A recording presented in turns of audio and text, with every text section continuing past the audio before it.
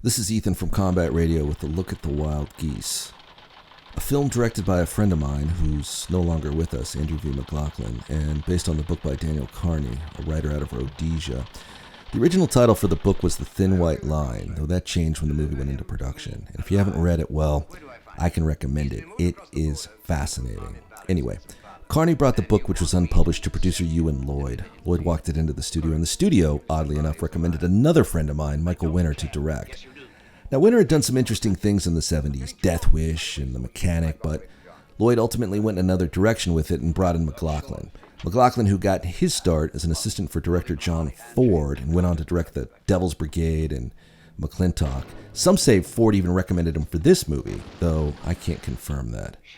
The premise is there's a revolutionary being held by a dictator in a fictional African country, though it's implied it's the Congo. Stuart Granger plays the scum special interest who brings in a mercenary, Faulkner, played by Richard Burton, to bust him out. The idea being that once they bust him out, they can trade him back for copper concessions. The mercenaries, however, are a little more idealistic. They think they can bust him out and reshape the landscape of African politics for the better. Well, whatever. They recruit in London, they train in Swaziland, where they shoot across the border for the jailbreak. They execute a near-perfect mission, although they commit a war crime in the process when they gas a couple hundred soldiers with cyanide. They locate the target, then get double-crossed by Granger, left for dead, and have to fight their way out of Africa. What's interesting about it is so many of the characters are past their prime, but this is the only thing they can do. They can't function in society. The only thing they're capable of is making war. So in addition to the monetary reasons or the political reasons, you also have the psychological reasons for the mission.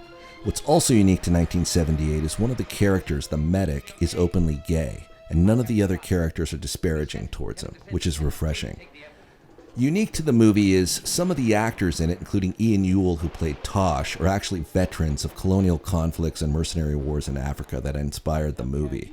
In fact, if you want to know where the title comes from, The Wild Geese, it comes from the call sign and the combat shield of the film's technical advisor, Mad Mike Hoare, another one of the real-life adventurers that fought in the wars that inspired the movie.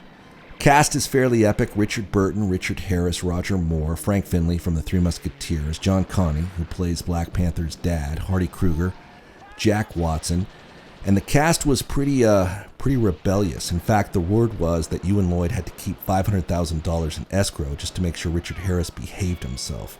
The script is done by Reginald Rose, and some say that Christopher Walken's Dogs of War is a remake of this, which it isn't. Some also have said that this is the film that inspired Tears of the Sun with Bruce Willis. That I can't speak to. But it is a unique movie, and we've seen so much in the way of action films and war films that some of it may seem cliché now, but I think Reginald Rose did a solid job on the script, and I would say take a look. And it's a movie that takes place on Christmas, so work it into your Christmas rotation between Lethal Weapon and Die Hard, and see it, The Wild Geese.